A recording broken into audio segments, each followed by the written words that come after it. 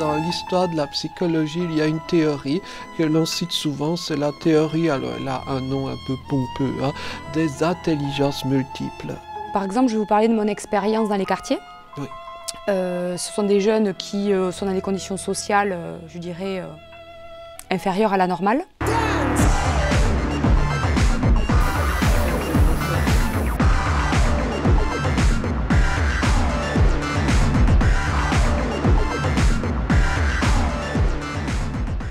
Bonjour et bienvenue à cette nouvelle rencontre dans le cadre du projet Human Diversity, un projet où s'articulent toutes les diversités, les biodiversités humaines.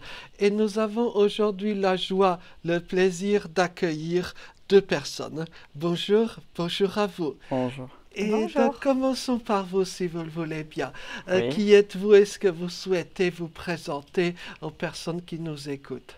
Alors, je m'appelle Samy, j'ai 21 ans, je fais le spectacle avec Laure et ma mère, Il était une fois l'autisme, et j'ai un danseur professionnel à mes côtés. Et donc, vous, votre passion, c'est la danse. Oui, particulièrement. Et déjà, on entrera sans doute dans ces discussions plus tard, mais à quel âge est-ce que vous avez découvert cet univers de la danse? Parce qu'à titre personnel, je suis nul, hein, je n'y connais rien. Donc vous excuserez, mes questions sont un petit peu simplètes. D'accord. Alors, j'ai commencé à l'âge de 9 ans, le hip-hop. Voilà. Oh, il faudra m'expliquer tout cet âme obscure.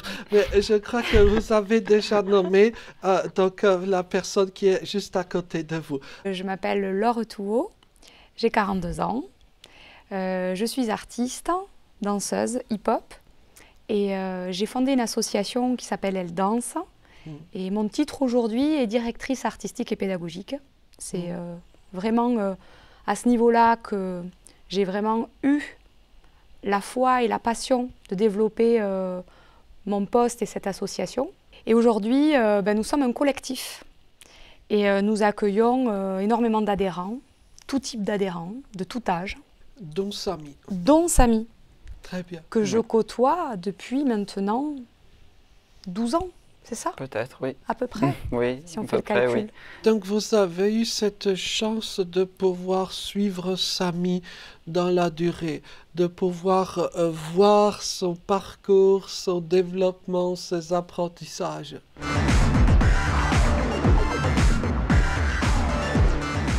Ça s'est fait vraiment de manière très informelle. Inclure Samy avec ses différences dans un groupe d'enfants qui ne sont pas en situation de handicap, ça s'est fait très naturellement et avec beaucoup de communication. Car les enfants, souvent, voient la différence, peuvent l'appréhender négativement pour certains. Et pour justement rompre cela, nous avons énormément communiqué, notamment avec la maman de Samy, qui est très investie dans l'émancipation de Samy. Et donc nous faisions des cercles de parole avec les enfants, nous posions toute forme de questions. Et c'est ce qui a vraiment permis de créer une certaine harmonie et fluidité dans le cadre de nos cours. Parce qu'au début, Samy ne me parlait pas. Et ça a duré 2 ans. Et son apprentissage s'est fait au même titre, dans le même rythme que sa verbalisation. Et donc ce développement-là, je l'ai vraiment vécu avec lui. J'ai essayé de l'accompagner naturellement, spontanément, comme j'ai pu. Donc je l'ai vu grandir, hein, forcément, de 9 ans à 17 ans, c'est ça à peu près? Ah oui, 17 ans. Oui. On appréhendait un peu au début les scènes de spectacle, parce que souvent, une scène, tout est noir, les rideaux sont noirs, le sol est noir. Et au début, c'était un challenge. Je ne sais pas si tu t'en rappelles. Oui, c'est ça, c'est le challenge. C'était un challenge, on ne savait pas comment Samy allait réagir. Et il n'y avait pas de possibilité de s'entraîner, parce que c'était qu'une fois. Et à chaque fois, Samy est imprévisible. Mais vous vous rendez bien compte que vous êtes en train de dynamiter les certitudes médicales autour de l'autisme, sur la prévisibilité, sur les difficultés que devraient avoir les gens autistes par rapport à certaines activités, notamment la danse. Et là, les choses ne se passent pas du tout comme prévu. Pas du tout. Il a su s'adapter et il s'adapte encore parce qu'on continue à collaborer ensemble à l'initiative de sa maman qui écrit un livre sur son vécu. Donc, il était une fois l'autisme, d'où le titre de la pièce que nous avons créée ensemble. Oui. Et il se trouve que même à ce niveau-là, dans ce temps de création chorégraphique, Samy nous surprend. Des danseurs professionnels qui travaillent avec Samy se rendent compte de ses capacités, par exemple, de mémorisation, qui sont plus importantes que les nôtres. Ça, c'est clairement visible, par exemple. Enfin, je ne sais pas si peut-être, oui. tu en as conscience. Ah oui, oui, j'en ai conscience. J'allais dire, capacité sur un plan un peu abstrait, ça c'est presque un tas médical. Moi, ce qui m'intéresse, c'est la notion de joie, la notion de plaisir. Oui. Est-ce que, je veux dire, cette mémorisation des rôles, toutes ces activités, ça vous rend heureux, ça vous apporte des choses? Qu'est-ce que vous en pensez? En fait, j'ai la mémorisation des chorégraphies parce que ils se disent mais il est fort celui-là, et ça c'est formidable. Et donc pour vous, votre mémoire, c'est une forme des gestes, des mouvements. Oui. Vous avez une pensée visuelle, vous pensez en image, on pourrait aussi, dire comme cela. Oui, en image, oui. Et donc, vous ne chantez pas, par contre? Non, je ne chante pas. D'accord. Mais par contre, je dis un mot dans le spectacle. D'accord. Et c'est lequel? C'est moquerie parce que le rejet des autres, c'est pour ça que je le dis.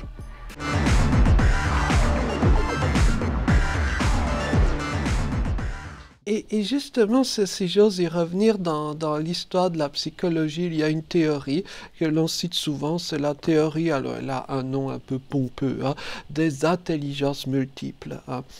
L'idée en fait est très simple, c'est qu'à l'école, classiquement, on évalue toujours une ou deux formes d'intelligence, une intelligence mathématique, faire des calculs, ou une intelligence, on va dire, littéraire, comme mémoriser ou lire des textes quelconques.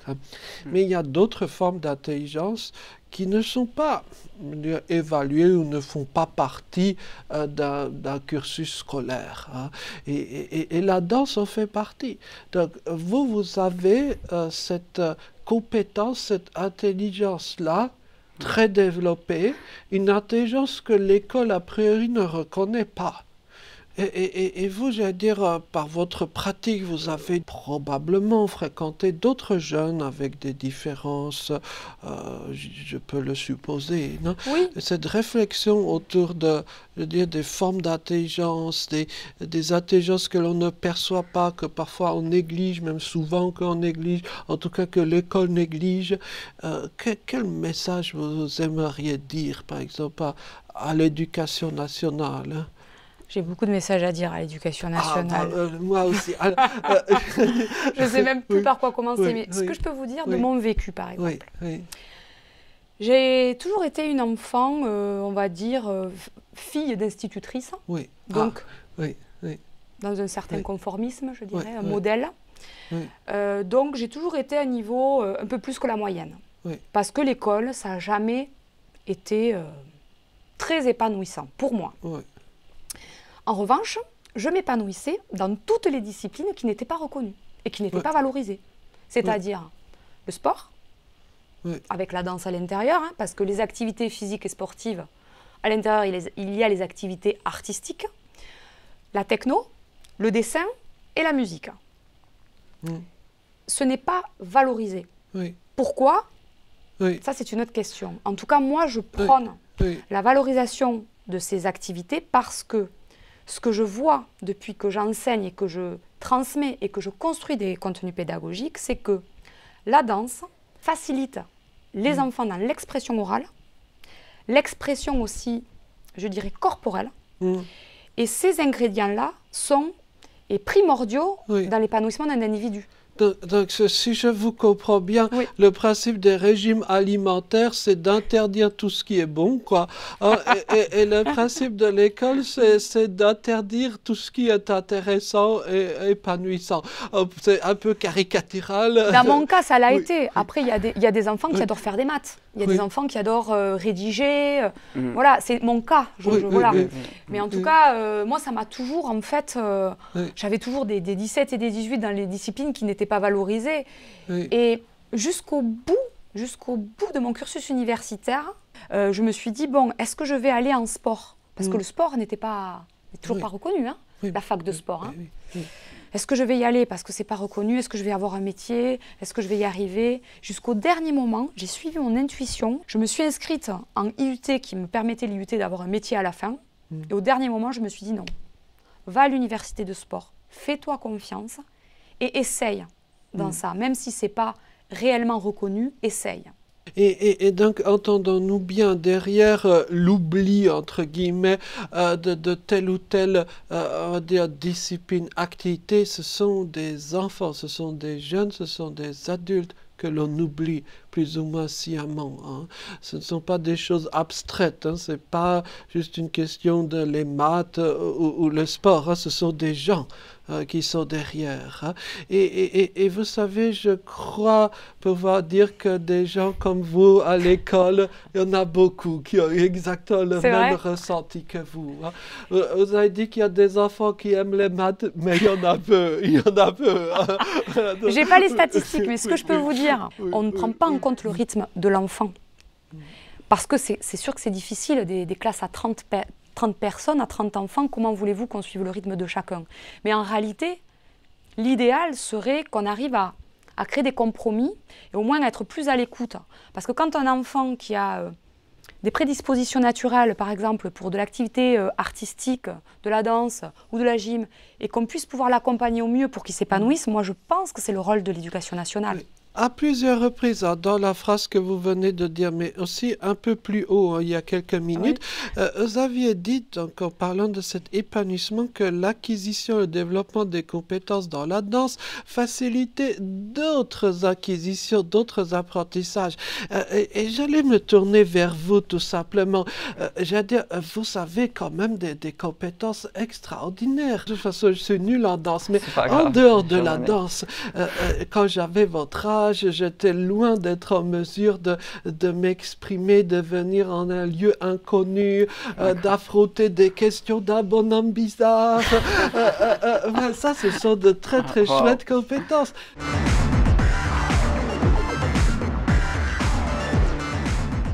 C'est la danse qui vous a permis d'acquérir ça. Comment est-ce qu'on se construit pour devenir vous? En fait, on se dit, vu que je n'y arrivais pas avant, je me suis dit que la danse, c'est un bien-être. Et c'est pour ça que je l'ai fait. Et grâce à l'heure, elle m'a construit. Voilà, totalement.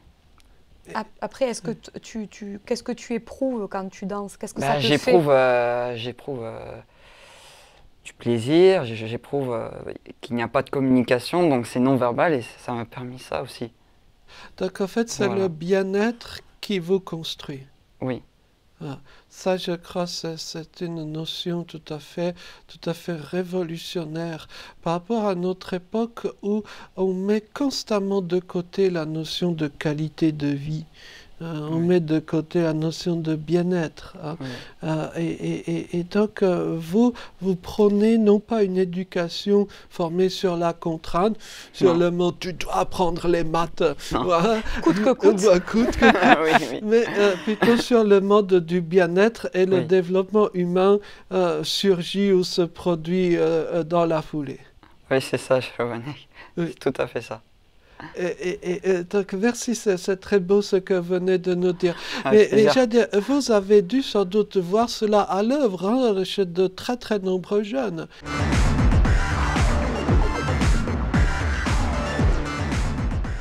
Et notamment, je pense par exemple à des jeunes, alors peut-être pas handicapés au sens médical, mais exclus, issus de milieux socio-économiques, on va dire, difficiles, en tout cas mis à l'écart. Que faire par rapport à cette exclusion de tant de jeunes? Par exemple, je vais vous parler de mon expérience dans les quartiers. Oui. Ce sont des jeunes qui sont dans des conditions sociales, je dirais, inférieures à la normale. Donc, ils ont besoin souvent de défis et de challenges parce que ce qu'ils vivent, c'est dur. Donc, les mettre en situation de dépassement. Ça, c'est une chose que je fais parce que souvent, ce sont des jeunes qui soit sont en manque d'attention parce que les parents, ils doivent travailler ou... il y a tout type, je ne peux pas généraliser, mais globalement, ce qu'il en ressort de mes diverses interventions avec ces publics-là, c'est qu'il y a un besoin de valorisation, un besoin d'estime de soi. Souvent, on arrive à toucher leur sensibilité en essayant de les faire dépasser leurs limites. Le lien de confiance, il est plus long à se mettre en place entre l'éducateur, je parle éducateur là du coup, et éducatrice du coup, et les jeunes dans ces situations-là. Mais après, moi je prends beaucoup de plaisir à chaque fois d'être confrontée à différentes formes de difficultés parce qu'on arrive vraiment à trouver des outils spontanément en fait et à adapter.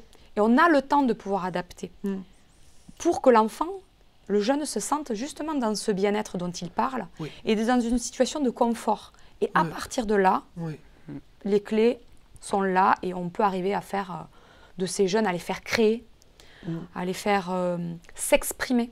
Le hip-hop, c'est une culture de revendication sociale, initialement, aux origines. Donc, on contribue encore aujourd'hui à ça. Selon les affinités artistiques des jeunes, par exemple, si je vois qu'un jeune ne se sent pas bien en danse, mais qu'il a une bonne verbalisation, je vais peut-être le diriger plutôt vers du rap. Donc écrire un texte, le dire, avec peut-être un élève qui va pouvoir l'illustrer en dansant. Et ça se crée, on a assez d'outils pour créer et adapter nos outils en fait en fonction des jeunes qu'on a en face de nous. Vous tenez un discours révolutionnaire par rapport à la pratique de l'éducation nationale. Adapter les outils en fonction du jeune, travailler dans la durée, ne pas tenir compte des limites en tant que, je dirais, supposément infranchissables, parler d'épanouissement personnel. Ça ne sont pas des notions qui figurent dans les programmes de l'éducation nationale en général. Et il y a une vraie leçon de vie, une vraie leçon de danse à en tirer. Notre moyen à nous, avec toute l'équipe Elle Danse, d'intervenir dans ce sens-là, c'est vraiment d'aller dans le temps scolaire et de construire avec les enseignants des programmes et des cycles avec cette visée-là d'épanouissement. Et donc on intègre, si vous voulez, les programmes scolaires le plus possible, dans toutes les écoles que l'on peut, parce qu'on n'est pas non plus hyper nombreux, mais on fait ce qu'on peut en tout cas. Et le fait d'intervenir dans le temps scolaire, je pense qu'on va contribuer petit à petit à ce changement. Parce que je pense que quand même, on en a toutes et tous conscience, que l'épanouissement et le bien-être doit être tout de même un élément essentiel quand on veut transmettre un contenu ou quand on veut... être dans une situation d'éducation, quelle qu'elle soit.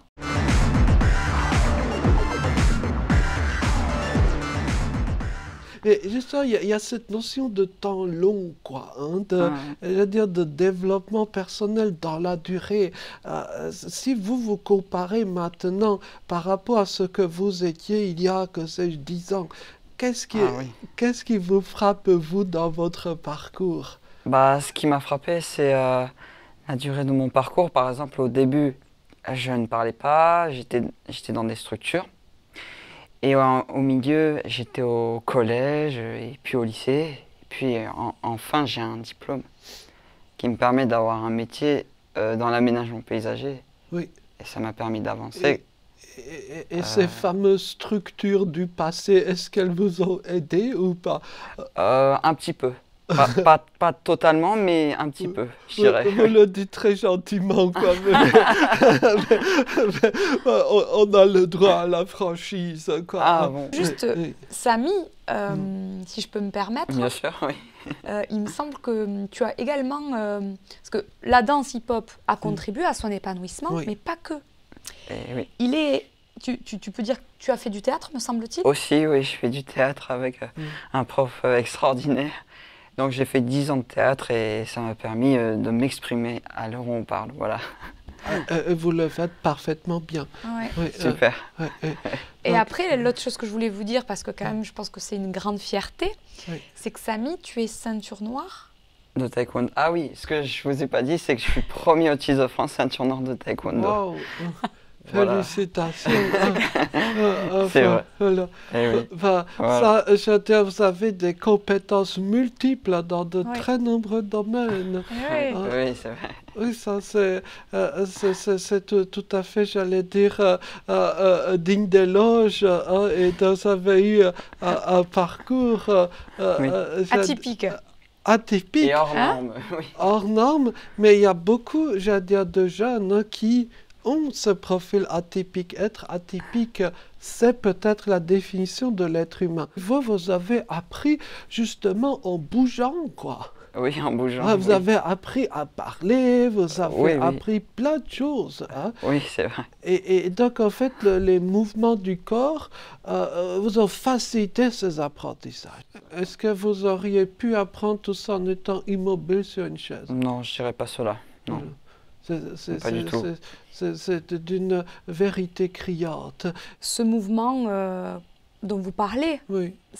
pour moi, fait partie de notre nature. Ouais. C'est naturel de bouger. Et le hip-hop, il y a ça dedans. Il y a le freestyle. Et le freestyle, si vous voulez, c'est une technique où en fait, on fait des cercles et on fait ce qu'on veut dedans. On est libre, d'où le freestyle. Et ça, je pense que c'est un ingrédient, c'est de l'improvisation finalement, qu'on a en musique avec les jams, quand on fait des buffs, etc. Et ça, pour moi, je pense que c'est essentiel en essayant de mettre de côté le jugement et le regard des autres. Parce que c'est ça qui est le plus difficile en fait. Et laisser des espaces comme ça d'expression. Oui. Corporelle, orale Oui. et graphique aussi. Oui. Oui. Et pour moi, c'est essentiel. Oui. Essentiellement à l'accomplissement de l'être humain. Oui.